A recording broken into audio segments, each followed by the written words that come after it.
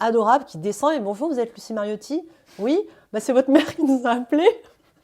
On va vous élitreiller. J'ai eu la peur de ma vie. C'est-à-dire qu'en fait, quand tu te fais élitreiller, tu t'attends à un espèce de truc hyper sécurisant. Pas du tout. C'est un câble. Et en fait, ils te mettent une espèce de scratch, une bande scratchée autour de toi. Et, et ils te disent bien, serrez bien les bras et ils te montent à 150 mètres de hauteur comme ça.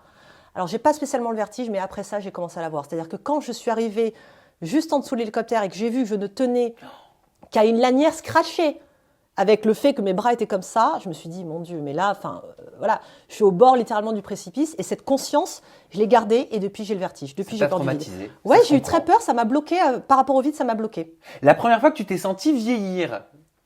Ce matin, dans mon miroir, je sors d'un mois et demi de bronchite, de sinusite, de rhinopharyngite, vraiment difficile, et ce matin, quand je me suis regardée, je me suis dit, mais t'as vieilli, ma pauvre. Voilà, alors après, c'est un constat, c'est une information, je n'ai pas de complexe. Il y a des choses que j'aime bien dans mon physique et d'autres que je n'aime pas, mais je n'ai pas de complexe. En revanche, je constate les choses de manière voilà, assez naturelle et j'ai plutôt tendance à en rire. Mais ce matin, je me suis dit que j'avais pris un coup de vieux, ouais. La première fois que tu as été déçue par un candidat de télé-réalité que tu as coaché? J'ai été un peu déçue par Inès, on en a parlé. J'ai été un peu déçue par Inès parce que pour le coup, je l'ai trouvée un peu jeune dans sa façon d'appréhender les choses. Et elle l'est dans son âge, hein, je crois qu'elle a 20 ou 21 ans, ou peut-être même 19 ans. Et j'ai été déçue en fait qu'elle ne saisisse pas l'occasion. C'est-à-dire que pour moi, les opportunités se présentent, et c'est toujours une chance.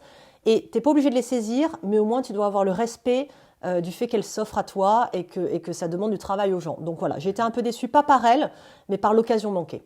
Et enfin, on va terminer cette interview première fois avec la première fois, Lucie, où tu as ressenti, tu sais, de la honte d'être un être humain. Je vais essayer de pas...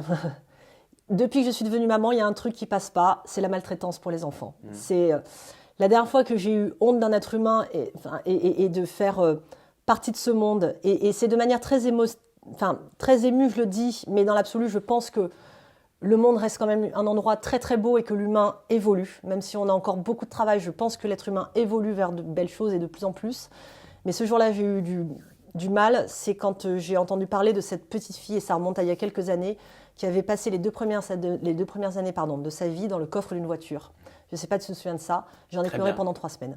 Voilà, je me suis dit qu'on fasse du mal, ça peut être pardonnable, ça peut être explicable.